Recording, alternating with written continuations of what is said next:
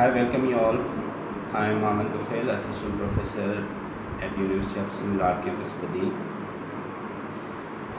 Presently, I am talking you from the platform of the Paragon Academy, Badin, and I welcome you all in the 13th sessions of the free online language classes. In previous classes, we talked about what language is and what are the skills of language, what are the essentials of language, how can we improve our language, and what are the basics what we must focus on when we want to learn this language. We are working on this ground that majority of the students, they should be involved in this session so that they could improve their language skills, especially those students who are confined in their homes, because our schools, colleges, almost they are shut. So in that sense, we need to work with consistency, and we need to work with perseverance so that we could improve these skills and you can work properly. If you look at my previous classes, what I talked about, I taught you that language is a source of communication. We want to communicate our ideas, our questions, our queries, a piece of information. You want to share something, you want to inquire something, then we use language. So language is a source, whatever the languages we are using. And then these all languages, they are based on 4 skills, but primarily all languages are classified into 2 major groups. हम ज़बान को दो जो है ना वो perspective में इनको ग्रुप में क्लासीफाई करेंगे. There is L1. L means language, 1 means your first language, the language what you learn at your home, जिसको आप मदर टंग कहते हैं. And L2 is a language what you want to learn. कोई भी दुनिया की ज़बान आप सीखना चाह रहे हैं, that will be L2. So when you are going to learn L2, जब आप L2 सीख रहे हैं, then you need to focus on all 4 skills. तो वहाँ पे 4 स्किल्स पे आपको फोकस होना करना चाहिए. That is listening, speaking, reading, writing. चूँकि L1 में आप लिसनिंग और स्पीकिंग घर पे सीख लेते हैं और स्कूल आपको रीडिंग, राइटिंग सिखाता है. But in case of L2 we need to focus on all 4 skills. But what is the problem what we are facing, जो प्रॉब्लम हम फेस करें वो ये है कि in English, अंग्रेज़ी में we don't focus these 2 skills are listening and speaking, but school practices only reading and writing. Therefore, majority of the students what you are facing problem in your language, that's only because these 2 skills they remain unfocused in the classroom, and your prime focus goes with the reading and writing. So in that sense, I always recommend my students that they should give equal time or equal importance to these all 4 skills. देखिए, जब आप IELTS वगैरह के test देते हैं तो वहाँ पे आपके 4 स्किल्स चेक किए जाते हैं सेपरेटली. IELTS का भी तरीक़ेकार ये होता है, वो आपका लिसनिंग बैंड चेक करेंगे, रीडिंग बैंड चेक करेंगे, राइटिंग बैंड चेक करेंगे, स्पीकिंग बैंड चेक करेंगे. मकसद उन्होंने इस टेस्ट को 4 बैंड में तकसीम किया हुआ है. And they would check equal skill, and they would try to evaluate that at what level you stand in that certain skill. In that sense, my approach towards language is also the same, and I personally believe that if you would be equally focused on these 4 skills, it will help you a lot. And if you need material for this listening, that links are already available on this Facebook page of Paragon Academy. जहाँ से अभी मैं बात कर रहा हूँ। इसी page पे वो लिंक्स मौजूद हैं, कॉन्वर्सेशन के सिंपल लिंक्स मौजूद हैं, एजे होक्स के मौजूद हैं, और दूसरे जो ना इनका सहारा लेकर you just go with start with your listening, क्योंकि लिसनिंग जो होती है दैट्स वेरी इंपॉर्टेंट। फिर हमने आल्सो किया कि लैंग्वेज सीखने के जो 7 चीज़ें 7 सीक्रेट्स मैंने आपसे शेयर की थी, उसमें यह था कि लर्न फ्रेजेस, छोटी छोटी फ्रेजेस बोलें। What are the phrases? I am coming on the table, is ready, she is gone, okay. But छोटे छोटे जो सेंटेंसेस होते हैं, छोटे छोटे जो पार्ट होते हैं, that is where you should begin your language. Okay, वहाँ से आप लैंग्वेज की शुरुआत करें। और आज का टॉपिक भी हमारा पूरा सेंटेंस पे है, सेंटेंसेस को ही हमने डिस्कस करना है। So we will check how these things would unfold in today's class. So then you move forward. फिर आप जब आगे नेक्स्ट ये था कि don't worry about grammar rules. Grammar पे ज़्यादा जो जिस तरीके से आप रूल पे फोकस करते हैं ऐसा ना करें। Initially you involve in your language, आपको लैंग्वेज में इन्वॉल्व करो, भले आपको समझ में ना आ रही हो, that you keep listening, yes, but don't begin with a complicated listening. Simple listening से शुरू करें, and slowly gradually you can move forward to this level. Then the third thing ये था कि learn with your ears not with your eyes. तीसरा rule मैंने आपको बताया था कि अपने कानों से लैंग्वेज सीखो, आँखों से नहीं। यू नो दैट कानों से क्या होती है? Always listening. When we say learn with your ears, तो कानों से लिसनिंग होती है, and we always use eyes for reading.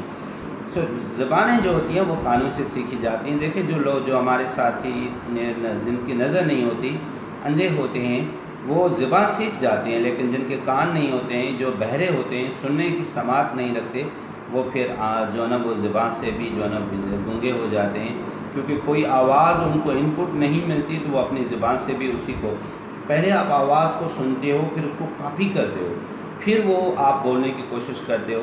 2.5-3 साल घर में ज़बान सुनने के बाद फिर आपने कॉपी की थी, और इनिशियली आपने बबब या ममम बोलने की कोशिश की थी। So well this was the beginning of that. Okay, so learn your ears. और फिर हमने यह कहा था जस्ट लर्न डीपली। रोज़ जो ना नया सबक पढ़ने के चक्कर में मत भागो, जस्ट जितना थोड़ा चीज़ भी सीखो, but just go deeply. Okay, try to acquire it, try to practise it, उसी को प्रैक्टिस करो, and learn deeply. Practice, you know that repetition is a mother of skills. Repetition is a mother of skills. So if you repeat things and then you learn new things, then you move forward towards this proper acquisition of language skills. तो ये जो चीज़ें थी, फिर use authentic material, use listen and answer practices, and this is how you could improve your language skills. Now previously in the last class में इसको आज की क्लास को पिछली क्लासेस से कनेक्ट करूँगा। In the last 2 classes we were talking about word classes or parts of speech, and there we talked about noun and we talked about pronoun. Okay, when we talked about noun, we categorically discussed that noun should be whenever you are going to deal with a noun, you check that whether it's a proper and common. If it is a proper, it should be written in a capital letter, and if it is a common, then don't capitalize it. And all common noun are either uncountable or countable. जिनको हम गिनती करते हैं वो countable हैं, जिनको गिनती नहीं हो सकती वो अनकाउंटेबल हैं। अच्छा, ये गिनती से मुराद नहीं कि उनकी तादाद ज़्यादा है, हम गिनकर पूरे नहीं पढ़ते, ये अनकाउंटेबल नहीं है, ये काउंटलेस है, ये इन्फिनाइट है। बहुत अक्सर स्टूडेंट्स कंफ्यूज होते हैं कि जो स्टार्स हैं वो सर अनकाउंटेबल ना होने। देखें, अनकाउंटेबल का मतलब ये नहीं कि लातादाद, अनकाउंटेबल का मतलब ये कि उसकी शक्ल, हैयत, फॉर्म ऐसी है कि हम उसको गिनती नहीं कर सकते। अब पानी को हम कैसे गिनती करेंगे? 1 पानी, 2 पानी, 3 पानी, ये अनकाउंटेबल हुआ। अब स्टार्स की तादाद ज़्यादा है तो आप उसको कहेंगे दे आर इन्फिनाइट और countless, but it doesn't mean that they are uncountable. तो पहले ये अनकाउंटेबल और काउंटलेस या इन्फिनाइट के इस एम्बिग्यूटी को हमने क्लियर किया। फिर हम आगे बढ़े, हमने कहा जो काउंटेबल होते हैं उनको सिंगुलर प्लूरल जहन में रखें और जेंडर पढ़ें। नाउन में इतना चीज़ें जहन में रखें। प्रोनाउन में मैंने आपको सिंपल ये बताया था कि आप उसके केसेस को देखें, काइंड्स कि कहाँ डेमोन्स्ट्रेटिव प्रोनाउन कहाँ यूज़ होता है, इंटरोगेटिव कहाँ यूज़ होता है, रेसिप्रोकल कहाँ यूज़ होता है, और रिफ्लेक्सिव कहाँ यूज़ होता है, इंटेंसिव कहाँ यूज़ होता है। तो प्रोनाउन के अंदर हमने केसेस को डिस्कस करना था। तो उसूली तौर पे आज हमें एडजेक्टिव पे जाना चाहिए था, लेकिन मैंने एडजेक्टिव को जो है ना वो डेफर किया और आज मैं डिस्कस कर रहा हूँ सेंटेंस को, क्योंकि जब सेंटेंस को हम लेकर आगे चलेंगे तो फिर क्योंकि बहुत सी चीज़ें हम सेंटेंसेस में डिस्कस करते हैं तो फिर थोड़ी कन्फ्यूजन होती है कि उन चीज़ों को आइडेंटिफाई करने में। सो लेटेस्ट आज की जो क्लास है that is highly focused on sentence, sentence structure, sentence type of sentences, classifications of sentence, what sentences, what makes it, so that will B that syntax side. Okay, अब चूँकि आप जानते हैं मैंने आपको 3 चीज़ें लेकर चलना है इसी कोर्स के दौरान। मैं आप फोकस कर रहा हूँ कि मैंने आपकी सिमेंटिक्स बढ़ानी है, I mean that I have to enhance your vocabulary. Number 2, मैंने आपकी जो है वो फोनेटिक्स जो है ना, जो प्रोनंसिएशन है, the way we pronounce words is very important, तो हमने प्रोनंसिएशन को इम्प्रूव करना है, that's very important area. And third जो चीज़ है वो हमने सिंटैक्स पे चलना है, that we will discuss something of grammar. सिर्फ हम ग्रामर तक लैंग्वेज को महदूद नहीं रखेंगे, वो जो भी चीज़ें हम वहाँ पे डिस्कस कर रहे होंगे वो आप कोई लैंग्वेज को रिफाइन कर रहे होंगे। उसके उलट आप क्या करें, what you will be doing, okay, you start doing practising things. भले आप सेंटेंस लिखो उसमें खामियां होंगी, don't worry about that thing. भले आप बोलो उसमें गलतियां होंगी, don't worry about that thing. जो आपका ये है लैंग्वेज शुरू में होती है ना, वो फाउंडेशन जो फाउंडेशन बनता है ना उसमें बहुत ज़्यादा गलतियाँ होती हैं। मैं अपने टीचर्स से भी ये कहता हूँ कि इस स्टेज पे आप स्टूडेंट्स को मौका दो। मकसद एक स्टूडेंट्स को आप एक एरिया दो, स्पेस दो, जिसमें स्टूडेंट्स अपने तौर पे लैंग्वेज के साथ जो है ना वो इंटरेक्ट करने की कोशिश करे। उसमें वो गलतियाँ करेगा, बेशुमार करेगा, allow him to do that mistakes, out of that mistakes he would evolve. Okay, backup sentence का काम यही होता है कि हम उसी के एरिया को करेक्टनेस देना। तो पहले लैंग्वेज का फाउंडेशन बनता है, फाउंडेशन के बाद we enter into the area of correctness, फिर उसमें करेक्टनेस आती है। करेक्टनेस के बाद फिर थर्ड लेयर ऑफ लैंग्वेज जो आता है वो ग्रेटनेस लैंग्वेज में आती है, दैट कम्स टू। तो देखिए लैंग्वेज जो आप आज भी आप सिंधी सीख रहे हैं, हर रोज़ आपको कोई नई चीज़ सिंधी में सीखने को मिलती होगी। आज भी आप उर्दू सीख रहे हैं, ये नहीं आप कह सकते कि मैंने उर्दू कंप्लीट कर लिया। तो तमाम लैंग्वेजेस इस तरह सीखी जाती हैं, इसको इस तरीके से कंफ्यूज न बनाया जाए। आप ये देखें कि स्टूडेंट्स किस एरिया में है, कि whether is see the foundation पे है, वो वहीं से जो इवॉल्व करेगा। बहुत से स्टूडेंट्स मुझे हमेशा कहते हैं कि सर हम एक मरतबा अंग्रेज़ी सीख लें फिर बोलेंगे, और मैं उनको कहता हूँ कि बेटा बोलोगे ना तब सीखोगे। तो ये जो साथी इंतज़ार करें कि मैं पहले एक मरतबा कंप्लीट सीख लूँ फिर बोलूँगा, याद करो आपने सिंधी सीख कर नहीं बोली थी, आपने बबम ममम से शुरुआत की थी। उर्दू भी आपने बबम ममम से शुरुआत की थी, वो बबम ममम आगे चल के पापा मामा बना था। इसी तरीके से अंग्रेज़ी में भी जब आप शुरुआत करेंगे, जिस दिन करेंगे वो दिन आपके बबम ममम का दिन होगा। भले आज करें, अगर आज नहीं कर रहे हो ना तो आप 10 साल के बाद करें, लेकिन याद रखिएगा 10 साल के बाद पहला दिन बबम ममम का होगा। तो ये जो बबम ममम है इसको आप आज शुरू करें तो ये 10 साल के बाद या जो ना 3 महीने के बाद, 4 दिन के बाद things will be quite different. So this is how we have moved forward, we have covered these 3 areas, and today's class we have chosen to talk about sentence. So in the part of a sentence we will talk about sentence, then in the part of semantics we would go through reading and we will go through watch the videos, and then we would analyze those videos from semantics point of view. But at the same time when we are going to deal with these videos, we also focus on their phonetics or their pronunciation. So phonetics, semantics and syntax, we are trying to take them together so that we could improve your language skills as well. Thank you very much. I think that is, my sound and voice and picture is clear to you. So far your comments are concerned. Let us go to the area of semantics, syntax. Well, now see, before moving today, when we talk about a sentence, sentence you know that sentence बनता किस चीज़ का, या तो sentence के अंदर अकेला word आ जाता है, या तो उसके अंदर फ्रेज आता है, या उसके अंदर क्लॉज आता है। तो 3 चीज़ें सेंटेंस को बनाती हैं, जो ना वर्ड, फ्रेज और क्लॉजेज। ओके, तो हम इनके वर्ड्स क्या है कि that is a simple unit of language. Okay, that is a meaning. ये एक ऐसा यूनिट ऑफ लैंग्वेज है जिसकी अपनी एक मीनिंग होती है। Spoken or written, it is the combination of syllables which has a complete meaning. तो वर्ड जो है ना एक ऐसा यूनिट है, लैंग्वेज का यूनिट है जिसके पास अपनी एक मीनिंग है. We call it as word. Okay, when we move forward we come to phrase. Phrase क्या है? Group of words working as a part of sentence. ये जिस तरह वर्ड भी सेंटेंस का पार्ट बनता है, इसी तरीके से फ्रेज भी सेंटेंस का पार्ट बनता है.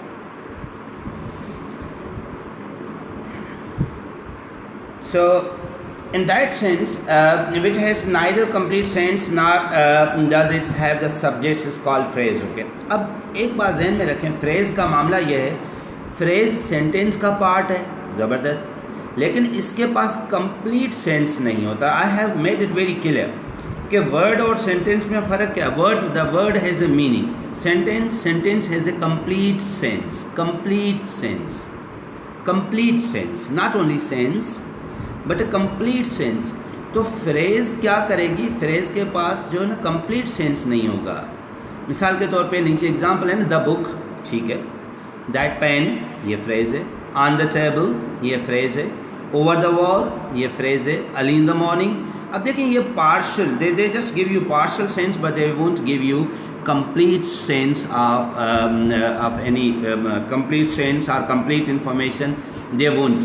तो ये सेंटेंस जो कंप्लीट सेंस या इन्फॉर्मेशन देता है, फ्रेज उसका जुज़ है, उसका पार्ट बनता है जो उसमें पार्शल जो है ना मालूमात फराहम करता है. तो वर्ड के पास मीनिंग होती है और फ्रेज के पास जो है ना वो पार्शल या थोड़ा जो है ना वो सेंस होता है जो सेंटेंस में ऐड करता है. तो जहन में रखिएगा कि सेंटेंस में बनता किस चीज़ों का है? 3 चीज़ों का, वर्ड्स, फ्रेज एंड क्लॉज. अब वर्ड आपने क्लियर हो गया कि उसकी मीनिंग होती है. फ्रेज ग्रुप ऑफ वर्ड्स है, phrase is a group of words, दो या तीन 4 वर्ड्स का एक कॉम्बिनेशन है. We call it a phrase. And then we come to clause. अब क्लॉज क्या होता है? क्लॉज जो बेसिकली होता है is a part of a sentence. ये भी सेंटेंस का पार्ट है, विच contents a subject and a verb. अब आगे चल के मैं सेंटेंस को जब एनालाइज करूँगा तो उसमें आप ये देखिएगा कि सेंटेंस में 2 चीज़ें होती हैं, एक सब्जेक्ट एक प्रेडिकेट.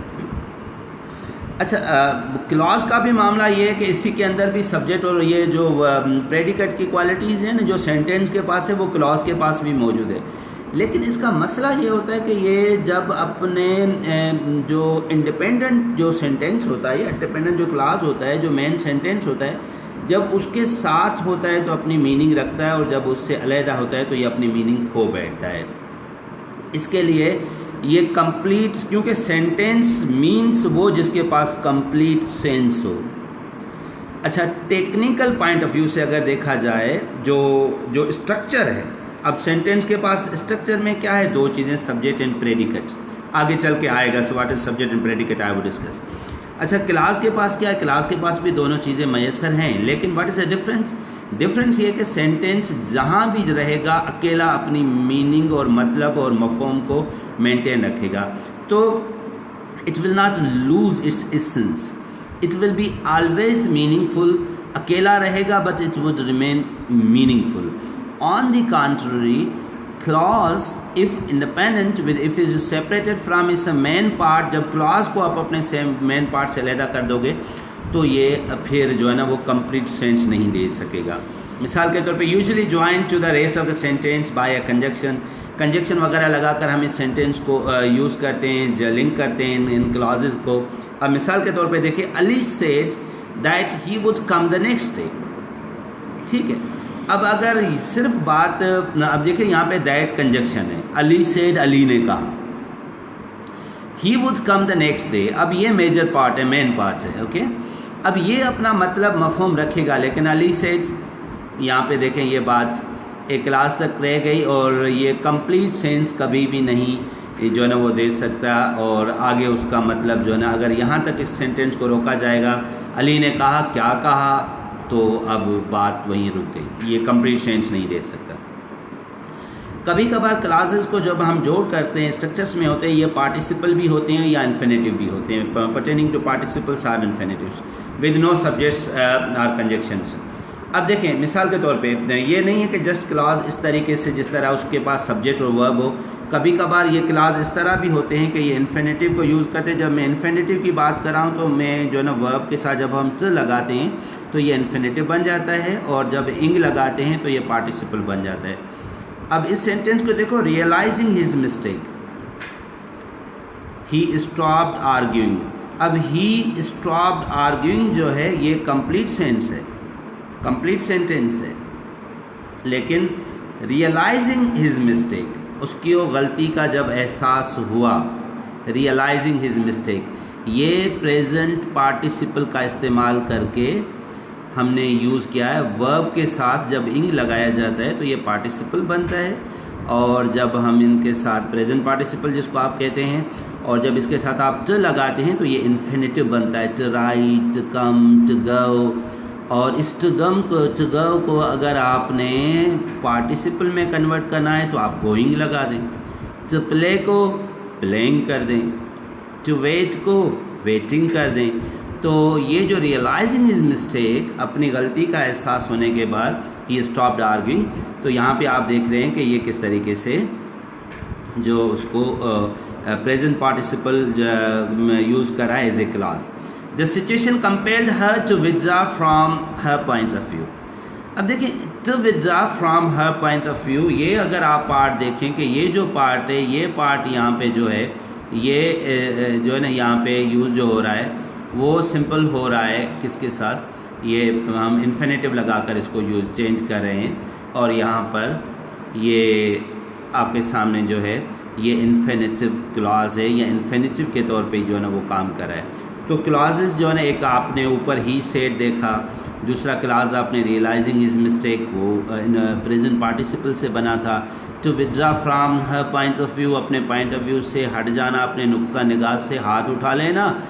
ये जो अब अगर सिर्फ आप इतनी बात करें कि अपने नुक्ते निगाह से हाथ उठा लेना, तो ठीक है, इसमें कुछ सेंस है, लेकिन कंप्लीट सेंस नहीं है। तो इसी तरीके से ये क्लासेज जो होते हैं ये सेंटेंसेस के पार्ट बनते हैं, और फिर सेंटेंस इनको हम जो है ना वो 3 क्लासेस में कन्वर्ट करते हैं, जो है ना होते हैं जो फॉर्मल पहले जो है ना, अब हम हमारे पास जो क्लासेस हैं वो 3 किस्म के क्लासेस हैं। पहला सबऑर्डिनेट क्लास होता है। सबऑर्डिनेट क्लास वो होता है जो आपको works as a part of another clause or as a subject, object or adverbial in the main clause of the sentence. Okay, अब देखिए ये या तो एज ए सब्जेक्ट के तौर पे काम करता है, या एज ए ऑब्जेक्ट के तौर पे काम करता है, या एडवर्बल के तौर पे काम करता है। तो ये जो है ना वो मुख्तलिफ शक्लें जो है ना अख्तियार कर सकता है। जिस तरीके से देखें यहाँ पे पहली मिसाल है कि I thought that you understood. अब यू अंडरस्टूड जो है ये जो है ना अपना इसी का ऑब्जेक्ट के तौर पे ओवरऑल जो है ना काम कर रहा है। यहाँ पे आई थॉट जो है ये इसका जो है ना वो सब्जेक्ट है, और ये जो है ना उसका अपना क्लास के तौर पे काम कर रहा है। What they want is delicious food. उनको क्या चाहिए, उनको जो है ना वो मज़ेदार खाना चाहिए। You will find fast food wherever you go. अब देखिए पहली एग्जाम्पल में अगर दैट देखें, that you understood functions as a object of the sentence, ठीक है। अब दैट यू अंडरस्टूड ये पूरा जो है ना ये किसका है, इसका ऑब्जेक्ट बना। आई थॉट मैंने समझा, दैट यू अंडरस्टूड कि आपने मेरी बात समझी, ये पूरा यहाँ पे ऑब्जेक्ट के तौर पे काम कर रहा है। What they want is delicious food. Okay, और दूसरे सेंटेंस में अगर देखें व्हाट दे वांट, ये यहाँ पे जो है ना ऑब्जेक्ट के तौर सब्जेक्ट के तौर पे काम कर, उनको जो चाहिए, क्या उनको चाहिए, what they want is a delicious food. ये जो है ना यहाँ पे सेंटेंस पूरे सेंटेंस के लिए सब्जेक्ट का काम कर रहा है। वैसे क्लास है लेकिन ये पूरा मिलकर इस सेंटेंस का सब्जेक्ट बन रहा है। You will find fast food wherever you go. अब जो तीसरा wherever you go functions as a adverbial of the sentence, ये सेंटेंस का एडवर्बल के तौर पे काम कर रहा है। तो सबऑर्डिनेट क्लास को आप बतौर सेंटेंस का सब्जेक्ट यूज़ कर सकते हैं। आई जो है ना आप उसको ऑब्जेक्ट के तौर पे यूज़ कर सकते हैं, आप उसको जो है वो एडवर्बल के तौर पे यूज़ कर सकते हैं। अब ये पहली जो है कि दैट यू अंडरस्टूड ये ऑब्जेक्ट है, और व्हाट दे वांट ये सब्जेक्ट के तौर पे काम हो रहा है, और वेयर एवर यू गो ये जो है ना वो सेंटेंस में एडवर्बल के तौर पे काम हो रहा है। अब हम सेंटेंसेस के पार्ट को खोलेंगे तो आप देखिएगा कि सब्जेक्ट क्या होता है, वर्ब क्या होता है, और जो है ना वो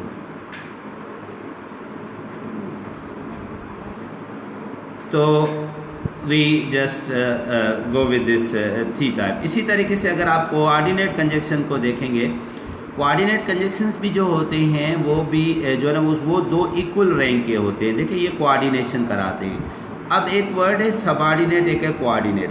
सबऑर्डिनेट वो होता है जिसके नीचे आप काम करते हैं, अगर वो चीज़ हट जाए तो वो बेमानी हो जाती है। कोऑर्डिनेट क्या होते हैं, चूँकि ये इंडिपेंडेंट होते हैं, कोऑर्डिनेशन हमेशा दो बराबर चीज़ों में होती है ना, तो ये इंडिपेंडेंट होते हैं, अगर अकेले रहते हैं तो भी ठीक है, और जब आपस में मिलते हैं तो उसमें उनका मफहूम या मतलब जो है ना कुछ बढ़ जाता है। Then we said coordinate clause. Coordinate classes are one of the two or more classes of equal ranks or value that make up a sentence. A coordinate class does not function as a subject or object or complement or adverb in another class like a subordinate class. For example, will you come to me or should I come to you? आप मेरे पास आएंगे या मैं आपके पास आऊँ। देखिए subordinate किस तरह सेंटेंस का जुज़ बना हुआ था, लेकिन जो कोऑर्डिनेट क्लास होते हैं ये इंडिपेंडेंट पार्ट होते हैं। अब इसमें पहला पार्ट देखिए कि आप मेरे पास आएंगे या मैं आपके पास आऊँ, ये दोनों कोऑर्डिनेट हैं, दोनों अलहदा हैं और दोनों इंडिपेंडेंट हैं। जब इनको आपस मिला रहे हो और कंजक्शन के साथ तो इसका मतलब कुछ होने का है। It is sunny today and there is a bit cloudy. अब देखें इट इज़ सनी टुडे, ये एक पार्ट है सेंटेंस का, and there is a bit cloudy, और थोड़े बादल भी हैं, and that these two part of a sentence they are combined by conjunction and they ये कोऑर्डिनेशन पैदा कर रहे हैं।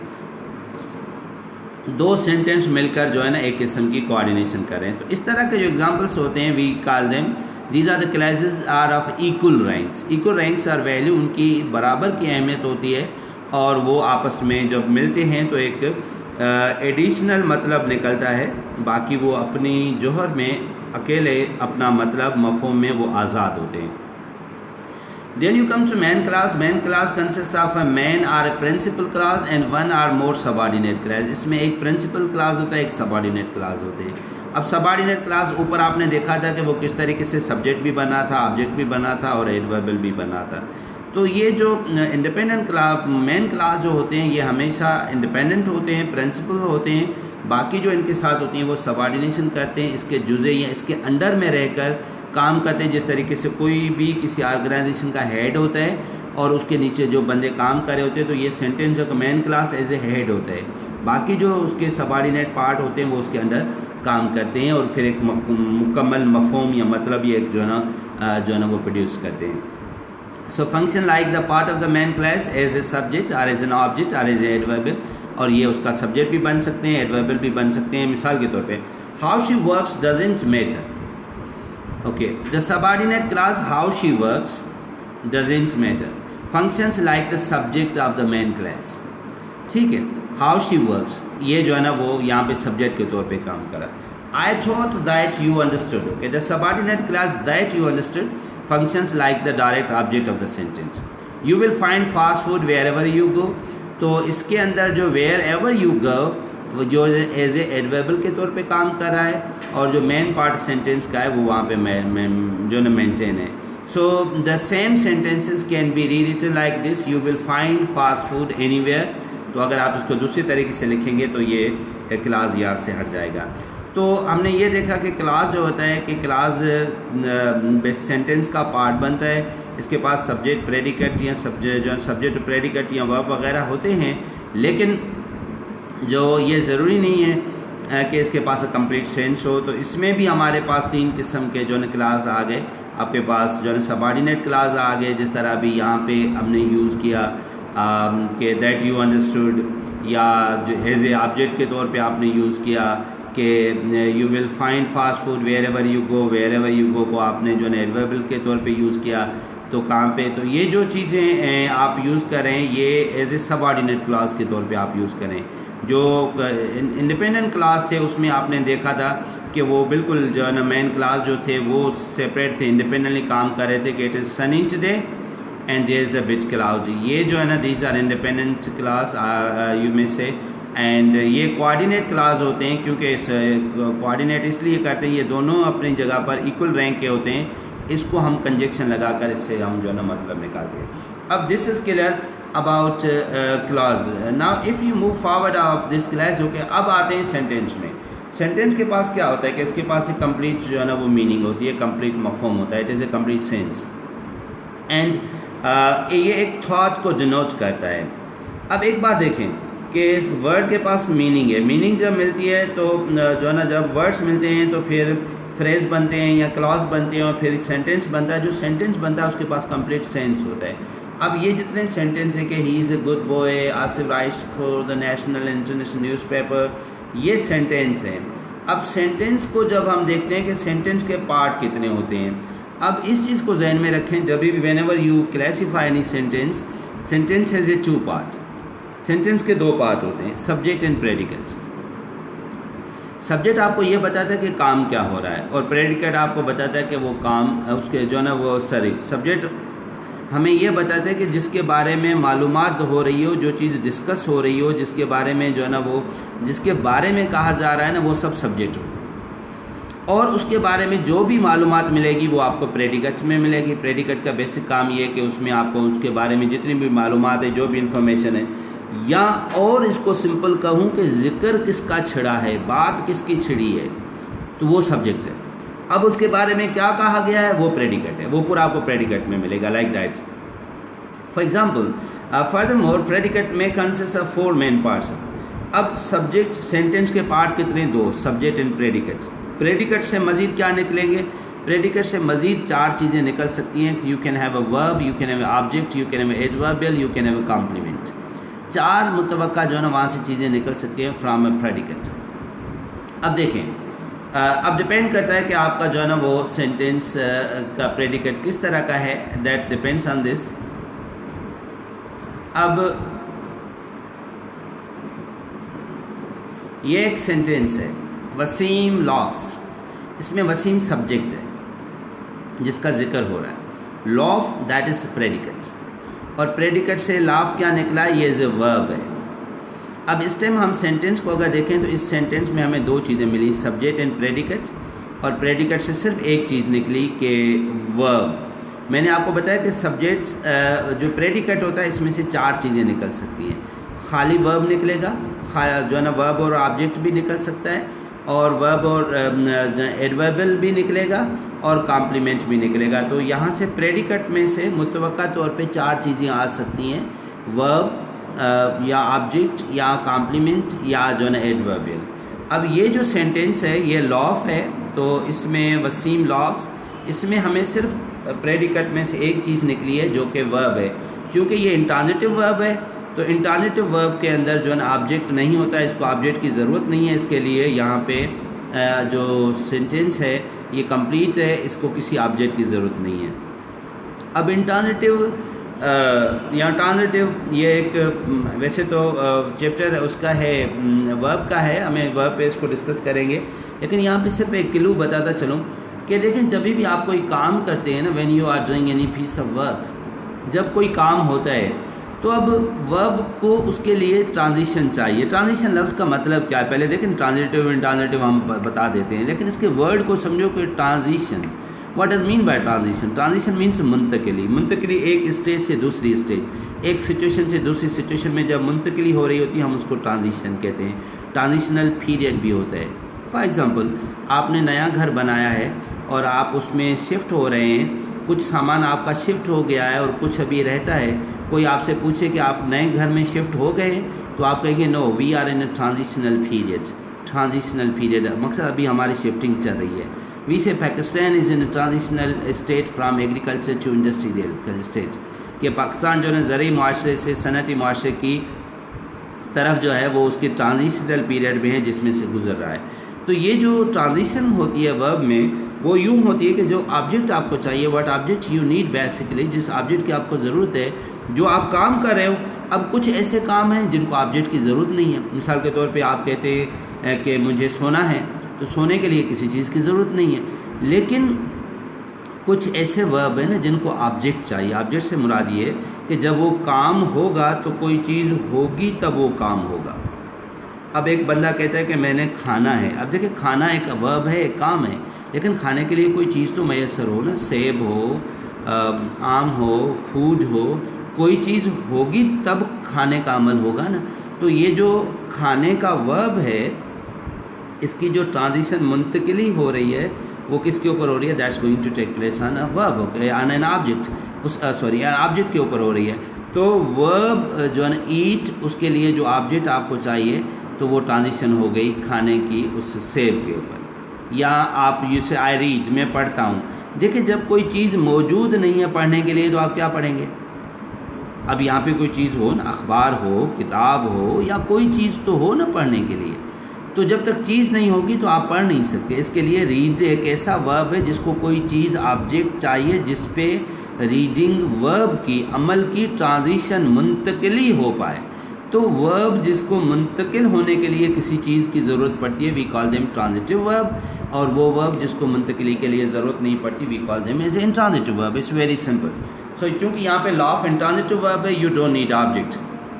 कैथरीन जो है ना इस Catherine rings a shirt.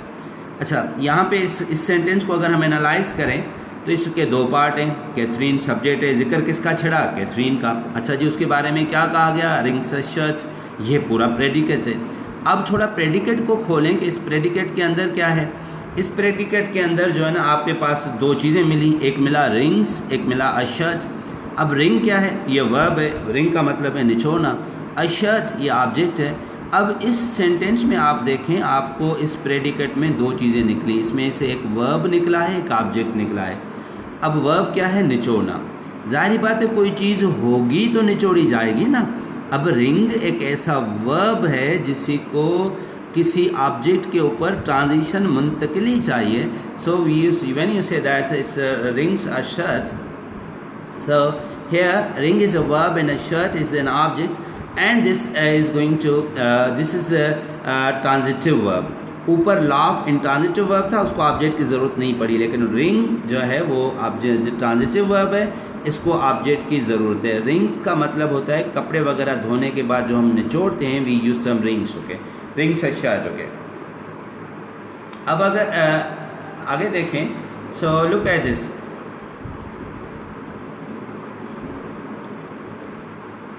Rings a shirt. अब इसमें आपको वर्ब और ऑब्जेक्ट मिला।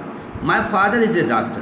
अब एक तीसरा सेंटेंस है, तीसरे सेंटेंस में क्या हो रहा है? माई फादर, जिक्र किसका हुआ? फादर का, ये सब्जेक्ट है। इज़ ए डॉक्टर, इसमें वर्ब नहीं है, ऑब्जेक्ट नहीं है। आप माजरत के साथ कभी साथी से अगर पूछें कि सेंटेंस के पार्ट कितने हैं, तो वो कहते हैं सर सेंटेंस के 3 पार्ट हैं, सब्जेक्ट, वर्ब, ऑब्जेक्ट। देखें ये this is not appropriate analysis of a sentence. अगर आप सेंटेंस को सब्जेक्ट, वर्ब, ऑब्जेक्ट में डिस्कस कर रहे हो ना, तो आगे चल के आप मायूस हो जाओगे, क्योंकि कुछ ऐसे सेंटेंस होंगे जिसमें आपको वर्ब नहीं मिलेंगे, ऑब्जेक्ट नहीं मिलेंगे, तो वहाँ पे हमारी पूरी डेफिनेशन ही गलत हो जाएगी। तो ये तो पहली बात क्लियर रखें कि sentence doesn't have this part subject, verb, object. Sentence has a 2 part, subject and predicate. Predicate से फिर वर्ब निकल सकता है, ऑब्जेक्ट निकल सकता है, कॉम्प्लीमेंट निकल सकता है, या एडवर्बल निकल सकता है। तो ये जो यहाँ पे इज़ अ डॉक्टर जो है ना, ये कॉम्प्लीमेंट है।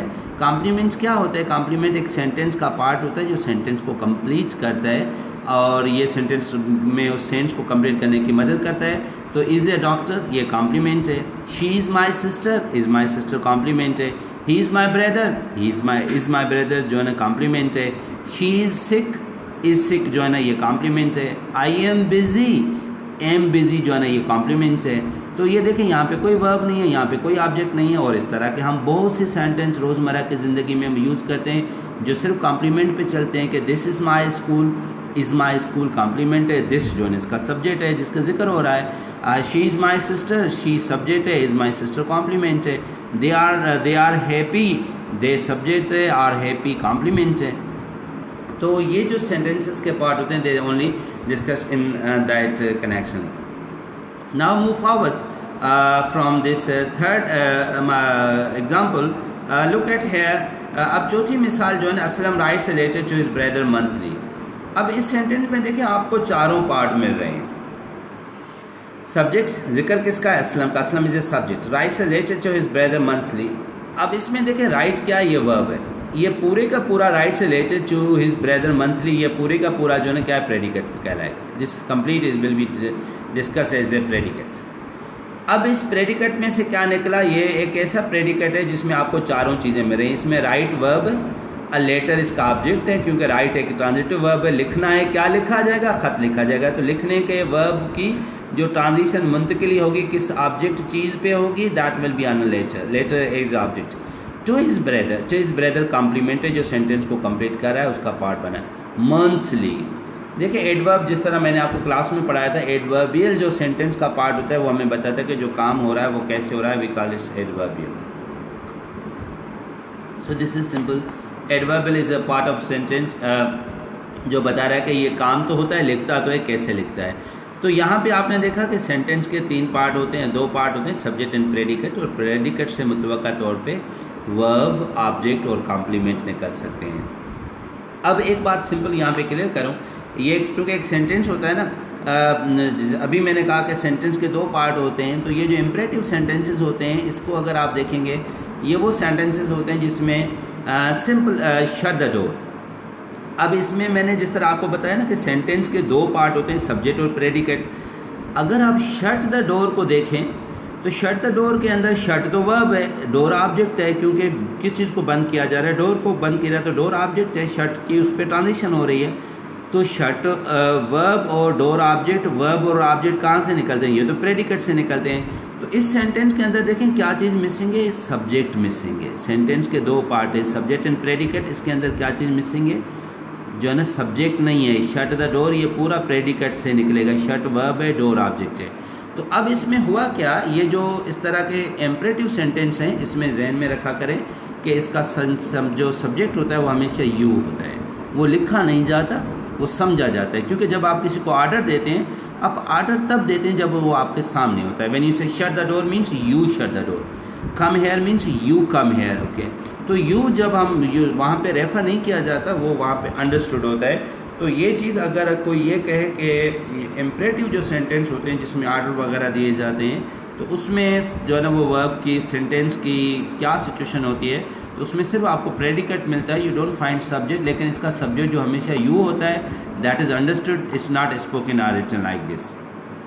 अब ये वो सेंटेंस हैं जिसको जिस तरीके से यहाँ पे the police immediately arrested the thief. अब देखिए पुलिस सब्जेक्ट है, इमीडिएटली इसके अंदर एडवर्बियल है जो बता रहा है काम कैसे हुआ, अरेस्टेड वर्ब है, द थीफ ऑब्जेक्ट है।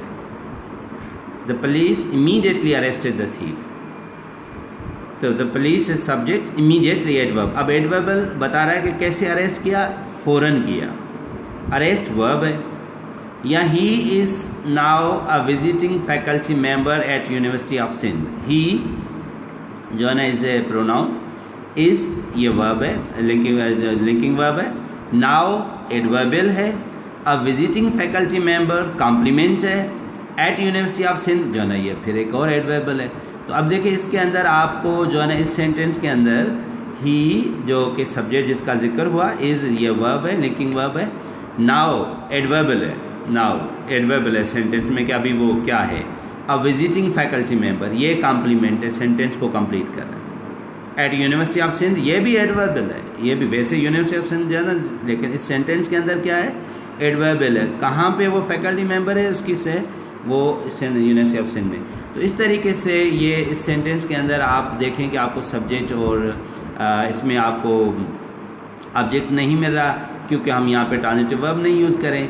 ही बिकेम कॉन्फिडेंट ग्रेजुअली, ही क्या है, सब्जेक्ट है जिसका जिक्र हो रहा है। अब प्रेडिकेट में से क्या निकल रहा है, बिकेम, बिकेम क्या है, वर्ब है। कॉन्फिडेंट ये क्या है, कॉम्प्लीमेंट है। ही बिकेम कॉन्फिडेंट ग्रेजुअली, ग्रेजुअली क्या है, ये एडवर्ब है कि आस्ता आस्ता वो कॉन्फिडेंट हो गया। यहाँ पे देखो कॉन्फिडेंट किस तरीके से कॉम्प्लीमेंट बना है, सेंटेंस को गौर करें। He became confident gradually, he subject, became verb, confident complement, gradually adverb. It has rained steadily all the day. It has rained steadily all the day. अब it सब्जेक्ट है, किसका जिक्र हो रहा है, बारिश का। rained कैसे बारिश जो है वर्ब है, steadily एडवर्बल है, बारिश तो हो रही है, कैसे हो रही है, आस्ता आस्ता होती रही। all the day again adverbial है। अब इसमें देखें 2 एडवर्बल है, एक एडवर्बल ऑफ मैनर है, एक एडवर्बल ऑफ ए टाइम है। बारिश हुई कैसे हुई, आस्ता आस्ता हुई, ये मैनर है। ऑल द डे ये जो है टाइम को रेफ़र कर रहा है। तो इस तरीके से I bought Ali a pen, I bought Ali a pen, इस सेंटेंस को अगर एनालाइज करें तो इसका आई सब्जेक्ट है, बॉट अली अ पेन, अब ये देखो मैं यहाँ पे प्रोनाउन का नाउन का डेटिव केस यूज़ कर रहा हूँ। याद रखें मैंने आपको बताया था कि हम जो है ना ऑब्लिगेटिव केसेस यूज़ करते हैं और डेटिव केस। ऑब्लिगेटिव केसेस में हम क्या यूज़ करते हैं कि हम जो है ना वर्ब, फिर डायरेक्ट ऑब्जेक्ट, फिर जो है ना प्रीपोजिशन, फिर जो है ना इनडायरेक्ट ऑब्जेक्ट। अगर इसको ये जो है ना I bought Ali a pen, अगर हम इसको ऑब्लिगेटिव केस में ले जाएंगे तो हम इसको क्या लिखेंगे, हम लिखेंगे आई बॉट अ पेन, क्योंकि यहाँ पे वर्ब क्या है, बॉट, कौन सी चीज़ खरीदी जा रही है, पेन। तो ख़रीदने का डायरेक्ट ऑब्जेक्ट क्या हुआ, पेन, और किसके लिए ख़रीदी जा रही है, अली के लिए। तो अगर आप इसको उस केस में कन्वर्ट करोगे तो ये बनेगा आई बॉट, अगर ऑब्लिगेटिव केस करोगे तो I bought a pen for Ali, for Ali. तो आप प्रोनाउन फॉर लगाकर फिर इनडायरेक्ट अली को लगाओगे। लेकिन ये डेटिव केस है, I bought Ali a pen, I bought Ali a pen. तो यहाँ पे बॉट वर्ब है, अली जो है ना वो इसका ऑब्जेक्ट है, और अ पेन भी ऑब्जेक्ट है, चूँकि इसमें दो ऑब्जेक्ट हैं, एक डायरेक्ट ऑब्जेक्ट है, एक इनडायरेक्ट ऑब्जेक्ट है, ये दोनों ऑब्जेक्ट हैं। तो एक सेंटेंस में दो ऑब्जेक्ट भी हो सकते हैं जो है ना like this direct and indirect. Okay, तो the executive committee selects a women as the chairman every year. The executive committee subject है, सिलेक्ट्स क्या करती है, सिलेक्ट करती है, ये वर्ब है। अ वुमेन किसको सिलेक्ट करती है, एक खातून को, ये ऑब्जेक्ट बना। As the chairman, as the chairman इसका कॉम्प्लीमेंट बना जो सेंटेंस को कंप्लीट कर रहा है। एवरी ईयर, ये जो है ना एडवर्बल बना जो हर साल जो है ना ये उसके टाइम को रेफर कर रहा है। तो यहाँ पे आप देखें कि ये जो जितने में मैंने आपको इससे एग्जांपल डिस्कस किए, इसमें आपने देखा कि सेंटेंस के पार्ट किस तरीके से काम करें। Subject and predicate, and after predicate we have a verb, object, complement and adverbial. अब देखिए कुछ सेंटेंस में आपको दो दो एडवर्बल मिल रहे हैं, कुछ सेंटेंस के अंदर आपको सिंगल कॉम्प्लीमेंट मिल रहा है। तो ये जो आपके सिंपल जहन में सब्जेक्ट वर्ब ऑब्जेक्ट की स्ट्रक्चर सेंटेंस के बारे में थी, काइंडली इसको हटा दें और इसको टेक्निकल बुनियाद पे देखें कि how sentence is going to work in real language situations. Some examples given below show internal relationship of these elements in the sentence of the advanced level when they have a dual existence. Subject or verb in one part of the sentence may work as an object in another part. अब इससे एक layer में आपको आगे लेकर जा रहा हूँ। इसमें देखिएगा कि एक पूरा सेंटेंस दूसरे सेंटेंस का ऑब्जेक्ट बन जाएगा। ये हम थोड़ा एडवांस लेवल पे सेंटेंस को देख रहे हैं। He thought that they had understood him. अब अगर हम देखें कि ही थॉट, इसमें ही सब्जेक्ट है, थॉट देखा जाए तो ये वर्ब है, दैट कंजक्शन है। दे को अगर आप देखें तो ये दे सब्जेक्ट है, हैड अंडरस्टूड ये वर्ब है, हिम ऑब्जेक्ट है। अब अगर इसको हम अलहदा सेंटेंस के तौर पे डिस्कस करें तो ये जो ही थॉट है ये सब्जेक्ट है, ये प्रेडिकेट है। फिर दे हैड अंडरस्टूड हिम, इसका दे सब्जेक्ट है, हैड अंडरस्टूड हिम इसका प्रेडिकेट है। तो ये दो सेंटेंस हैं। लेकिन अब इस पूरे को अगर हम एज ए सेंटेंस के तौर पे जब डील करेंगे तो ये जो इसका ही है ना, ही, ये इसका सब्जेक्ट है। किसने सोचा, ही ने। काम क्या बता रहा है, ये वर्ब है। ये मकसद इसका पूरे का पूरा thought that they had understood him, ये पूरे को अगर आप डील करेंगे तो ये पूरा क्या बन जाएगा, ये पूरे का पूरा जो बनेगा दैट विल बी आप जो है ना वो प्रेडिकेट। अब एज ए एक सेंटेंस, अगर दो सेंटेंस के तौर पे डील करोगे तो देखो मैंने क्लियर बता दिया कि ही सब्जेक्ट है और थॉट प्रेडिकेट है, ये एक सेंटेंस है। उधर दे सब्जेक्ट है, हैड अंडरस्टूड हिम ये प्रेडिकेट है, दूसरा सेंटेंस है। अब ये पूरा सेंटेंस जब बतौर यहाँ पे पूरा सेंटेंस बना है तो हुआ क्या, इसको अगर आप देखें कि ही thought that they had understood him, इसमें जो ही सब्जेक्ट है, थॉट वर्ब है, दे हैड अंडरस्टूड हिम ये ऑब्जेक्ट है। उसने सोचा तो सही, क्या सोचा, अब सोचने का ऑब्जेक्ट क्या है कि दे हैड अंडरस्टूड हिम, ये पूरे का पूरा यहाँ पे इसका ऑब्जेक्ट बनना है, पूरे सेंटेंस का ऑब्जेक्ट बनना है। So Wasim grew happier when his friends arrived. अब एक एडवांस लेवल का एक और सेंटेंस को अगर हम एनालाइज करें, Wasim grew happier when his friends arrived. Okay, अब इसको अगर आप देखें, वसीम इसका सब्जेक्ट है, ग्रू वर्ब है, हैप्पियर कॉम्प्लीमेंट है, व्हेन हिज फ्रेंड अराइव्ड जब इसके दोस्त आए। ये जो है जो ना पूरी का पूरा एडवर्बल बना हुआ है सेंटेंस का। अगर वैसे इसको देखें, व्हेन हिज फ्रेंड वो सब्जेक्ट है, अराइव्ड वर्ब है, ये जो यहाँ पे पूरा एडवर्ब बना है, अगर इसको देखा जाए ये पूरा एक अलहदा सेंटेंस भी है। अगर हिज फ्रेंड्स अराइव्ड, इसको अगर हम अकेला रखें तो हिज फ्रेंड सब्जेक्ट है, अराइव्ड प्रेडिकेट में से निकलेगा जो कि वर्ब है। तो ये अगर इसको इतना देखा जाए तो ये पूरे सेंटेंस की खासियत रखा हुआ है, लेकिन ये पूरा यहाँ पे मिलकर इस पार्ट के लिए किसका काम करा है, एडवर्ब का काम करा है। देखो ये बेसिकली जो हम कह रहे हैं ना फंक्शनल चीज़ें, अब हमने डेफिनेशंस की तरफ नहीं जाना, हमने इन चीज़ों के फंक्शन समझने के लैंग्वेज के अंदर ये कैसे एक दूसरे के लिए फंक्शन करते हैं और किस तरीके से ये एक दूसरे में मिलकर एक जो है वो लिंक बनाते हैं। तो ये जो शुरू वाली जो ना हमारी फिक्स्ड और डेफिनेशन याद करने का जो ग्रामर में जो धंधा था ना, that will not help you. इसीलिए अक्सर स्टूडेंट्स इस चीज़ को मिसअंडरस्टैंड करते हैं। जब मैं कहता हूँ कि नो मोर ग्रामर रूल, तो स्टूडेंट्स कहते हैं कि सर तो फिर ग्रामर के अगेंस्ट एसेट्रा अजीब किस्म की। I don't mean like that. मेरा मकसद है कि यू शुड अंडरस्टैंड कि ये लैंग्वेज में हो क्या रहा है, कर क्या कर रहा है। और जब आपको पता चलेगा कि अब यहाँ पे वर्ब का काम करा है, यहाँ पे ऑब्जेक्ट का काम करा है, यहाँ पे एडवर्बियल का काम करा है, that is the beauty of your language. और बिलीव मी, उसके बाद जो आपकी लैंग्वेज होगी that will B far better than this thing. Okay, अब सेंटेंस अभी चल रहा है, लेकिन चूंकि हमारा जो सेंटेंस के लिए टाइम रखा हुआ था वो पूरा हो चुका है, तो मैं समझता हूँ कि मैं सेंटेंस को यहाँ पे स्टॉप करूँ। और जो ये सेंटेंस को मैं एक क्लास में कवर करना चाह रहा था कि अब नहीं हो पा रहा, तो ज़रूरी नहीं है कि हम जो है ना इसको हम बाकी जो सेंटेंस का पार्ट रहते हैं इसको हम दूसरी क्लास में भी कंटिन्यू करेंगे, ताकि फिर हम सेंटेंस को प्रॉपर्ली अंडरस्टैंड कर सकें। तो इस तरीके से हम सेंटेंस के यहाँ पे पार्ट को कंप्लीट करके we are moving towards that area of semantics, और दूसरी एरियाज की तरफ जो ना हम मूव करेंगे like that.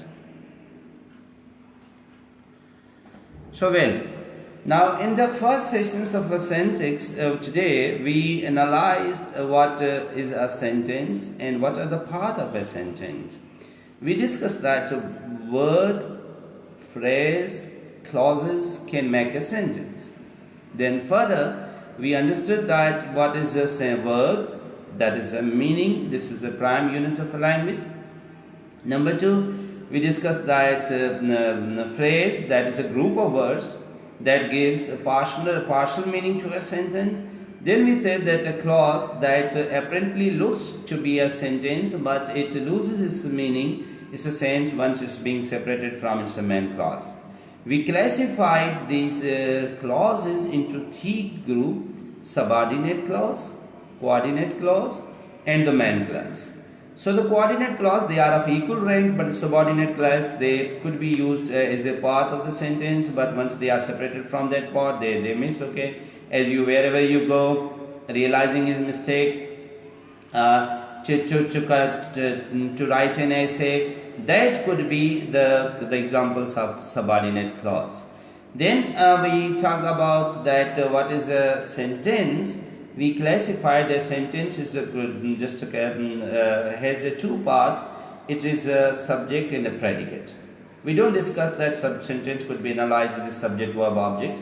We say that sentence has a two main part, that's a subject and predicate. And further, predicate could be classified into four parts. Okay, you can find four things in from that predicate.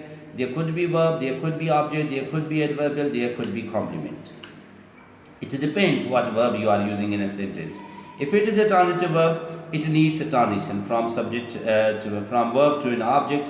Then we must have an object in the sentence. But if you are using this intransitive verb, then there won't be that object. Suppose she loves. अच्छा, एक बात यहाँ पे ये clear बता दूँ कि transitive और इंट्रांजिटिव वर्ब को समझने के लिए कि उसका क्या फ़र्क है। तो आप सिर्फ सिंपल ये देखो कि आप ये सवाल उठाओ कि क्या वर्ब के साथ आप क्या लगाओ, खुद ब खुद जो है ना वो आपको पता चल जाएगा कि ये वर्ब जो है ना ऑब्जेक्ट जो ट्रांजिटिव है या इंट्रांजिटिव है। मिसाल के तौर पे अगर आप ये कह रहे हो कि मैं खाता हूँ, क्या उर्दू में क्या या सिंधी में छा या अंग्रेजी में वॉट, तो ऑटोमेटिकली पता चल जाएगा कि ये सब्जेक्ट जो है, ये वर्ब जो है वो ट्रांजिटिव या इंट्रांजिटिव है। फॉर एग्जांपल कि वो लिखता है क्या, वॉट, अच्छा लेटर लिखता है, अच्छा letter, that is that's clear. So this is letter is object उसका जो मैं खाता हूँ क्या, फूड, अच्छा फूड ऑब्जेक्ट। देखिए automatically if you will raise the question of what it will be very clear. So in that sense subject के अलावा प्रेडिकेट में से एक तो सब्जेक्ट है, दूसरा प्रेडिकेट है, प्रेडिकेट में से ये चार चीज़ें निकल सकती हैं, can be verb, can be object, can be complement and can be adverbial.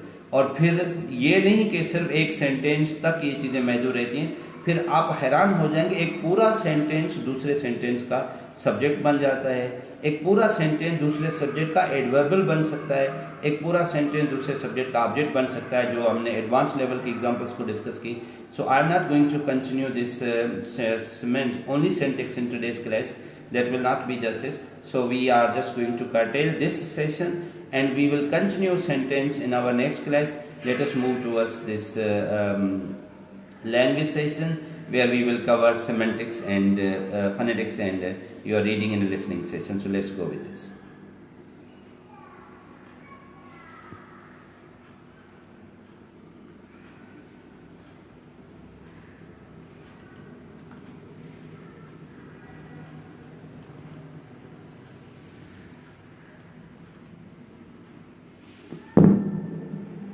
The Bluetooth device is ready to pair.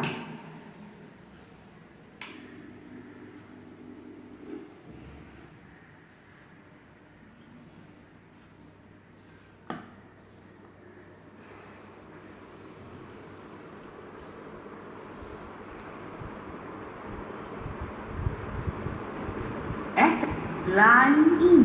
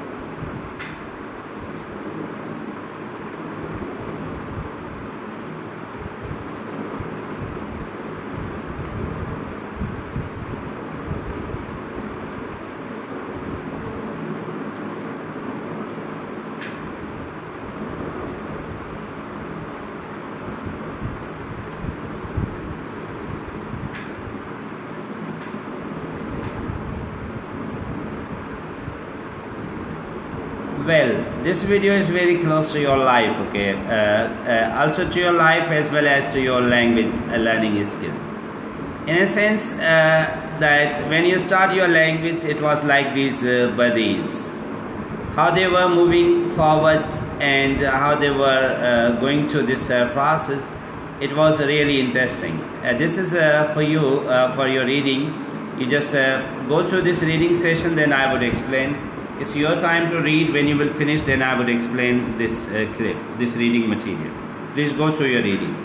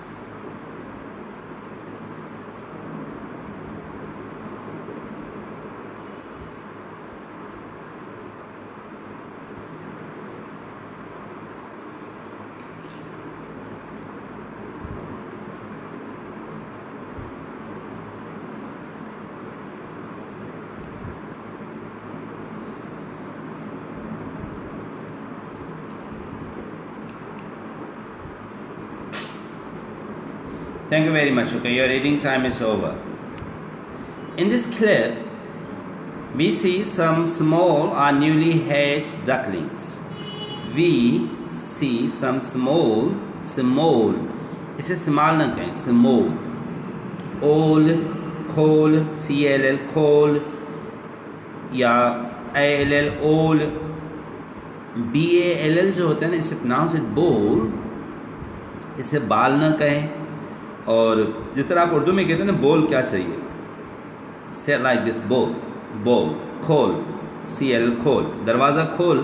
तो इसको कॉल ना कहा करें कि आपकी कॉल आ रही है, खोल.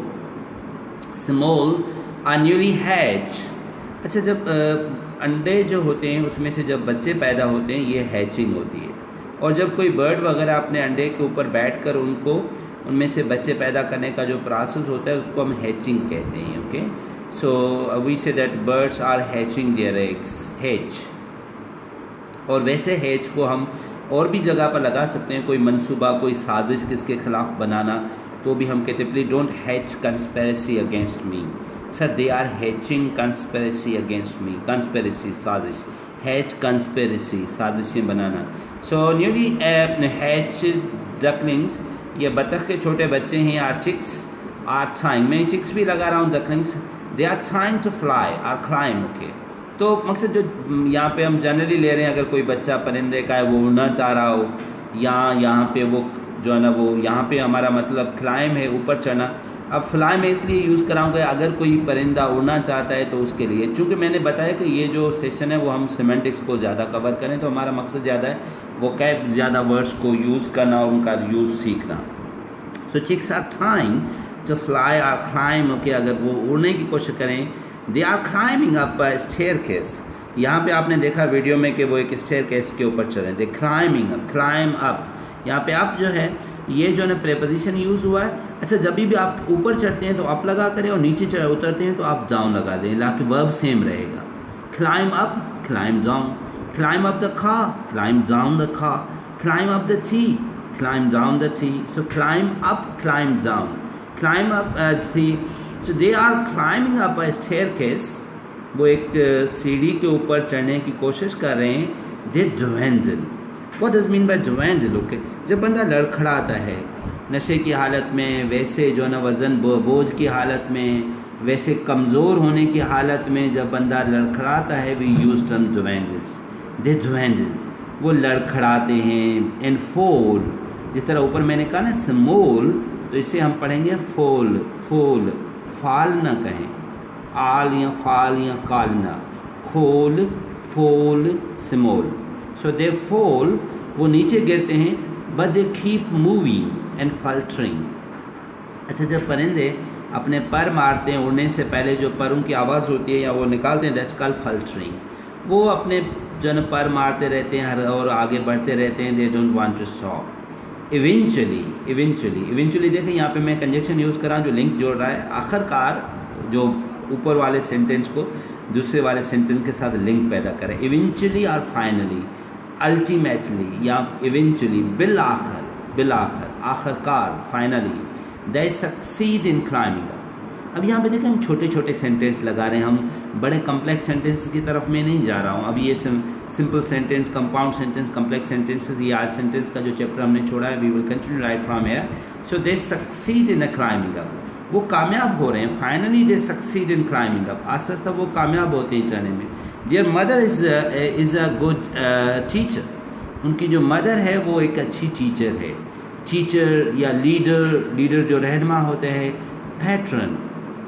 अच्छा, पैट्रन वो होते हैं जो आपको पैट्रोनेज करते हैं, आपकी रहनुमाई करते हैं, आपकी सपोर्ट करते हैं, आपकी हिमायत करते हैं. We call them patron. तो जो किताबें होती हैं, जो यूनिवर्सिटीज़ होती हैं, जो इदारे होते हैं, वो किसी के पैट्रनेज में चलते हैं, तो उसको बंदे को पैट्रन कहा जाता है. और एक वर्ड ये होता है mentor. Please pronounce it mentor. इसको मेंटर ना कहें, मेंटोर भी ना कहें. This will be mentor. So mentor वो होता है जो आपका टीचर्स होते हैं, लीडर्स होते हैं, गाइड होते हैं, जिनके रहनुमाई में आप आगे बढ़ते हैं. तो आप कहते हैं कि I have got a very good मेंटो.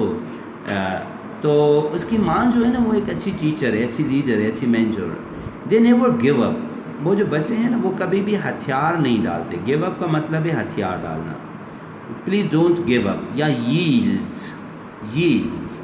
Yield का भी मतलब है हथियार डालना। ये जो मैं ऑब्लिक डाल रहा हूँ, जब ये ऑब्लिक में डाल रहा हूँ, इसका मतलब ये है कि आप यहाँ ये वर्ड लगाएं या ये वर्ड लगाएं, ठीक है, तो उसका जो ना। So they give up, they yield और सरेंडर। सरेंडर का भी मतलब होता है हथियार डालना। Please don't surrender in your life. Okay, withdraw जिससे they don't want to withdraw, they don't want to surrender, they don't want to yield, they don't want to give up. Okay, वो हथियार नहीं डालते। So देखिए, हम जब ज़िंदगी में मायूस हो जाते हैं तो हम जो है ना we withdraw, we yield our weapon, okay, we surrender, हम जो है ना वो ज़िंदगी के मैदान में हार जाते हैं, हम अपनी जो है ना जंग जो है ना। So they don't withdraw, okay, and but they are committed, they are committed. What does mean by committed? Okay, अपने काम से, अपने मकसद से, अपनी चीज़ से सच्चा होना, ठीक है, that is what is your quality. एक बात जहन में रखो, ज़िंदगी की ये उसूल होता है, सिर्फ वही लोग ज़िंदगी में कामयाब होते हैं जो अपने मकसद और अपने काम के साथ कमिटेड होते हैं। मुझे इससे कोई गर्ज नहीं होता कि इस टाइम मुझे कितने स्टूडेंट सुन रहे हैं या देख रहे हैं।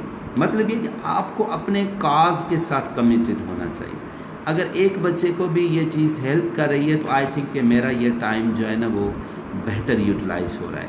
So that commitment is the matter. ये कमिटमेंट होती है ज़िंदगी में अपने काज के साथ, अपने मकसद के साथ सच्चा होना। मोटिवेटेड, अच्छा मोटिवेटेड क्या होती है? वो आमादगी होती है। अब आमादगी क्या होती है कि जब आप मिसाल के तौर पे अब आप अगर अंग्रेज़ी सीख रहे हैं ना, जब तक आपके अंदर मोटिवेशन नहीं होगी कि यार मुझे ये सीखनी चाहिए, मेरा फ़ायदा मुझ में बेहतर है, तो तब तक आपको उस चीज़ के सीखने में, उसमें जो है ना वो आपको मज़ा नहीं आएगा। मोटिवेशन ये होती है, वो आपके अंदर एक साइकोलॉजिकल कैफियत होती है जो आपको किसी काम करने के लिए उकसाती है। That is called motivation. Commitment आपके अंदर एक पक्का इरादा होता है कि जो चीज़ आप करना चाहते हो। एंड डिसाइसिव से मुराद है फैसला कुन होना। बहुत से लोग जो है ना वो अनसर्टेन होते हैं, मैं करूँ ना करूँ। We say that he is a very indecisive person. Indecisive, अगर इसके आगे IN लगाओगे तो ये अपोजिट बन जाएगा। सर वो बंदा इनडिसाइसिव है, फैसले ही नहीं कर सकता है कि वो पढ़े ना पढ़े, कराची जाए ना जाए। Indecisive, so they are motivated in a decisive to achieve their goals. वो अपने गोल्स को हासिल करना। यहाँ पे गोल्स के साथ एस लगाना चाहिए। ये जो है ना वो हमें ये इसको, they are motivated in decisive to achieve their goals, achieve their goals. तो गोल्स जो है ना के लिए they are decisive. Life without struggle or quest or trial or perseverance or consistency and will is nothing. जिंदगी जदोजहद के सिवा, जदोजहद क्या है? Struggle. And quest means struggle. Trial हिम्मत करना, जदोजहद करना, स्ट्रगल। परसिवेरेंस, अच्छा परसिवेरेंस क्या होती है? परसिवेरेंस ये होती है कि आप कोई भी काम करें उसमें मुस्तकिल मजाजी के साथ करें। अगर आपके अंदर मुस्तकिल मजाजी नहीं है, देखें परसिवेरेंस ये होती है कि आप कोई भी काम, कोई भी जदोजहद, कोई भी अमल जो है आप मुस्तकिल मजाजी से करते रहें और आपके अंदर एक कन्विक्शन हो। और ये कन्विक्शन जो होती है ना, एक आपके अंदर एक जहन में, आपके दिमाग में एक पक्का एक जो है यकीन होता है, पुख्ता यकीन होता है कि मुझे ये करना है। इसके लिए परसिवेरेंस पढ़ाने के लिए मैं हमेशा अपने स्टूडेंट्स को एक एग्जांपल देता हूँ कि देखो जब पानी और पहाड़ में मुकाबला होता है तो पहाड़ को पानी चीर करके और चश्मे की शक्ल अख्तियार करके बहना शुरू कर देता है।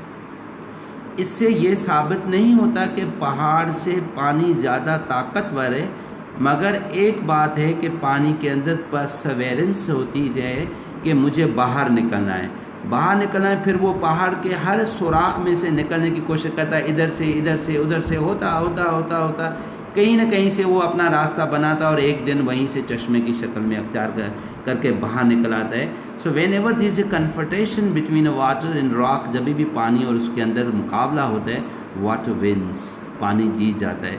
Not because the water is more powerful than the rock, ये नहीं कि पहाड़ से पानी ज़्यादा ताकतवर है, but because of its perseverance, because water is a perseverance to come out. उसके अंदर एक मुसलसल जो है जदोजहद है।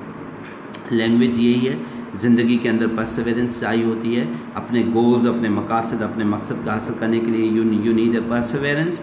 और आपने वो मशहूर नावल सुना होगा जो पॉलो कोयलो का लिखा हुआ अल्केमिस्ट है, उसी में एक शेफर्ड जो है उस वो एक चर्च के नीचे बैठकर एक ख्वाब देखता है और उस ख्वाब के अंदर उसको जो है ना वो होता है कि फ़लाँ जगह पर ख़जाना है जो उसको वहाँ से खोद कर निकालना है। तो अभी उस ख़जाने की तलाश में फिर वो वहाँ से निकलता है, फिर बहुत से जो है ना शहरों में से गुज़रता हुआ और फिर वो मिस्र का सहरा जो है ना वो क्रॉस करता हुआ और बिलाखिर वो पिरामिड्स एहराम मिस्र तक जो दुनिया के दूसरे कोने में जाकर पहुंचता है। और उसी जगह पर जो उसने ख्वाब में देखी थी, जब वहाँ पे डिगिंग होती है तो वहाँ से उसको वो चिट मिलती है और चिट में लिखा होता है कि असल ख़जाना उसी दरख्त के नीचे चर्च के पास जो है ना वो छुपा हुआ है जहाँ पे उसने वो ख्वाब देखा था। अब फिर उसको वही मुश्किलातें या वही सब चीज़ें जो ये क्रॉस करके गुज़र कर गया था, अब उसने दोबारा वापस उसकी तरफ जाना है। तो ये चीज़ क्या दिखाना चाह रहा है वैसी, और इस नावल को दुनिया की तमाम लैंग्वेजेस में तर्जमा किया गया, 48 मिलियन से भी ज़्यादा इसकी कापियाँ बिकी। क्या था उसके अंदर, क्या वो नावल इंसान को सिखाया जा रहा था? That was a teaching you Perseverance, कि जी मुस्तकिल मजाजी, और that is the beauty of your life. Okay, so please you need a trial, you need a struggle, you need a quest, you need a Perseverance, you need a consistency. Consistency क्या है? मुस्तकिल मजाजी। देखो क्या है, आज आपने एक दिन क्लास अटेंड की फिर छोड़ दी, फिर 2 दिन पढ़ा फिर छोड़ दिया, that's not the way. Okay, जो चीज़ करनी है ना, मैंने वो कहीं पे पढ़ा था कि किसी भी काम को जो है ना वो पोस्ट ऑफिस की टिकट की तरह चिमट जाओ, एक ना एक दिन ज़रूर मंजिल तक पहुँचोगे। Life is all about that. Okay, consistency is the beauty of your life and so is a persistence. Consistency, perseverance, ये है मुस्तकिल मजाजी। अगर ये आपके अंदर है, एंड विल से मुराद है कि हिम्मत, हौसला और काम करने का जो। So if you have a will, you will emerge as a successful person. Life without these things is nothing. It's a useless. It's a futile. It will not bring you anything like that. Okay, it will not be finished without this perseverance. So this was the new clip what we covered, and we will just go through this previous clip what we had covered in our class. Please.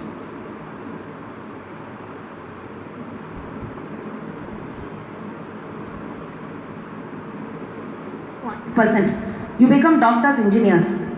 Second class marks, you become MBAs. Man, like said, if you get first class marks, India's society. If you get first class marks, 90 to 100%, you become doctors, engineers. Second class marks, you become MBAs, managers. And these people start controlling the first class mark holders. Third class marks vangrava, they enter politics. And they start controlling the second class and first class mark holders. Fourth class mark vaangravanga, they become underworld dons. And they start controlling third class, second class, first class marks. Fifth class marks, failure vaangravanga, Swamijis. And they will only control the entire 1, 2, 3, 4 groups.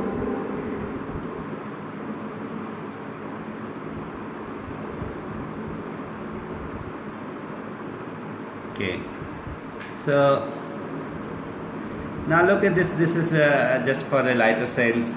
Here you see that what is a tragedy of our academia, of our school system, that's really lowest class controlling the highest class. Our education system is odd, but ajeeb and strange and weird. The first class holder became a doctors and engineer. Those students who work hard, okay, they are the doctors, they are the engineers, and they are the first class. And after becoming doctors and engineers, the second class holders who become MBAs, जो MBA से के बाद वो administrations में आते, और इन्हीं doctors और इंजीनियर्स को फिर MBA वाले चलाते। और ये हैरानी होती है, बड़ी बड़ी हॉस्पिटल्स में आपने देखा होगा कि जो है ना वो फिर वो ER वाले उनको चला रहे होते हैं, HR वाले चला रहे होते हैं, उनके साथ बार्गेनिंग कर रहे होते हैं, बड़ा अजीब धंधा होता है। So the second class holder become MBAs and control the first class holder. The third class holders peoples become politician.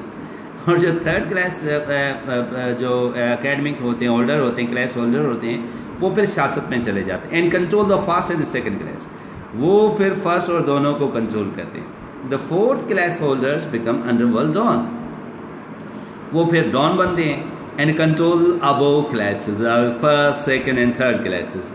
However the fifth class holders almost fail, जो तकरीबन फेल होते हैं, बिकम अ प्रीस्ट, अ पिंडर, a guru, a Lama. जो ईसाइत के अंदर जो होते हैं we call them a priest, और हिंदू मज़हब में वो पंडित या गुरु कहलाते हैं। लामा जो होते हैं ये बुद्धिज़्म के जो होते हैं वो लामा कहलाते हैं। उस तरह रेबीज़ जो होते हैं, ये जो यहूदियत के अंदर जो उनके होते हैं उनको रेबी कहा जाता है। So and control all about classes. This is because things instead of advancing and improving are deteriorating day by day. So this is a kind of just a tragedy of this academic system, that how the lowest class are going to control the highest class, and the things get confused about that. So this is the problem, and this is just in a lighter sense to get this the situation. And another video was about that eagle, and we will just review this.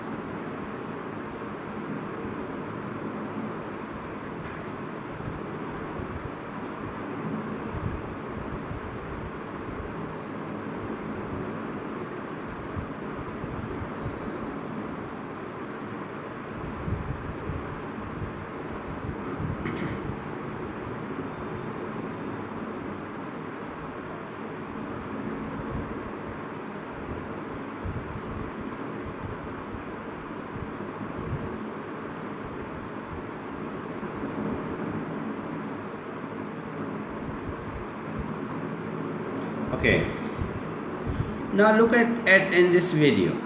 In this video clear we see how an eagle goes through a painful process, very painful process of this improvement, and we see how it can an eagle goes through a painful process with change to live a graceful life. Graceful life, एक इज्जत वाली ज़िंदगी गुजारने के लिए, एक पुरवकार ज़िंदगी गुजारने के लिए. When an eagle reaches to the age of 40, जब वो 40 का होता है, so talon becomes hard. उसके जो पंजे होते हैं talon, and can't catch prey, can't catch prey. तो उसके पंजे सख्त हो जाते हैं, वो शिकार को नहीं पकड़ते. Its long and sharp beak becomes hard and bent. और उसकी लंबी जो चोंच होती है वो सख्त हो जाती है और मुड़ जाती है. अब उसकी चोंच शिकार को नहीं पकड़ सकती, पंजे नहीं पकड़ सकते. Its feathers become hard and stuck. उसके पर जो होते हैं वो सख्त हो जाते हैं, and stuck against his chest, और उसकी छाती में फंस जाते हैं, and obstruct, रुकावट पैदा करते हैं. obstruct, रुकावट पैदा करते हैं. इस flight, जब वो उड़ता है तो ये रुकावट पैदा करते हैं. The eagle is left with the two options. अब इसके पास दो ऑप्शन है, either to die or to go through a painful process of a change and live more 30 years. अब उसके पास दो ऑप्शन है, either to die, either to die, या वो मर जाए, or go through a painful process, या वो एक मुश्किल दे प्रोसेस से गुजरे of a change and live more 30 years, और मज़ीद 30 साल की ज़िंदगी गुजारे एक तकलीफ दे प्रोसेस से गुजरने के बाद. The eagle goes to the top of a mountain, वो एक ऊंचे पहाड़ों पे जाता है, and starts to strike its beak against a rock, और अपनी जो चोंच होती है वो जो पहाड़ से टकरा कर तोड़ता है. then plucks its talon, फिर पंजे निकालता है, तोड़ता है, and feathers, फिर अपने वो तमाम वो जो पर है वो जो है ना वो निकालता है बाहर. after bearing this pain, इतना दर्द और तकलीफ़ बर्दाश्त करने के बाद, after bearing this pain, देखिए आज जिस तरीके से मैंने आपको वहाँ पे क्लास की शक्ल बता रही थी ना, यहाँ पे देखें मैं ये यूज़ कर रहा हूँ, ये सबऑर्डिनेट जो है ना वो क्लास की आप एक मिसाल दे, यहाँ पे देखें, और ये पार्टिसिपल यूज़ करके वर्ब की इंग फॉर्म यूज़ करके मैं यूज़ कर रहा हूँ। After bearing this pain it gets rebirth. अब ये इट्स गेट्स रीबर्थ ये मेन क्लास है और वो सबऑर्डिनेट क्लास है जो इसके अंदर जो यूज़ हो रहा है कि आफ्टर बियरिंग दिस पेन, ये दर्द बर्दाश्त करने के बाद it gets rebirth to take its famous flight, उसके बाद वो अपनी मशहूर फ़्लाइट भरता है। Likewise we want to change ourself, इसी तरीके से बिल्कुल। अब देखिए लाइकवाइज में यहाँ पे क्यों लगा रहा हूँ, लाइकवाइज कंजक्शन है, जिस तरह उस ईगल ने अपने आप को तब्दील किया, बिल्कुल इसी तरह अगर आप भी अपने आप को चेंज करना चाहते हो तो लाइकवाइज। अब ये लाइकवाइज उस पूरे पिछले सेंटेंस जो पैराग्राफ है और आगे आने वाले जो पैराग्राफ है इसके दरमियान जो है ना लिंक का काम कर रहा है, कनेक्टिव का काम कर रहा है। Likewise if we want to change ourself, बिल्कुल इसी तरह अगर हम भी अपने आप को चेंज करना चाहते हैं, we too must undergo the painful process of a change, तो हमें भी इस पेनफुल प्रोसेस ऑफ चेंज से गुजरना होगा। टू डू दैट, अगर वो आप करना चाहते हो, we must unplug unpleasant memories, तो हमें भी उनको जो है ना वो निकालना होगा, वो तमाम मेमोरीज जो हमारे जहनों में बैठी हुई हैं, अनप्लेजेंट मेमोरीज, बहुत सी यादें, बहुत सी चीज़ें आपकी ज़िंदगी में बैठ गई हैं और आप उनसे बाहर नहीं सोचते, आप उनसे बाहर निकल कर नहीं सोते, बस मैं गरीब हूँ, ये एक अनप्लेजेंट मेमोरी है। जी हमारे यहाँ ऐसा नहीं होता, ये सब चीज़ें जो है ना वो एक अनप्लेजेंट मेमोरी है। सर मैं तो बहुत करना चाहता हूँ लेकिन हालात जो है ना सपोर्ट नहीं करते। These all are fixed mindset, negative habits, fixed mindsets. So please you have to evolve yourself out of this thing. अगर ये फिक्स्ड माइंडसेट और नेगेटिव हैबिट्स को अगर आप छोड़ दें, I am damn sure that you can live a very meaningful life and a very purposeful life. That's all about your choice. So I think that with this clip we would end this session, and in the next we would proceed further. So this is all about your motivation, your commitment, the way you deal with your life, the way you choose to live your life. That's always with you. Choices are always here. They say that if you are born poor, that may not be your fault, but if you are dying poor, that is your fault.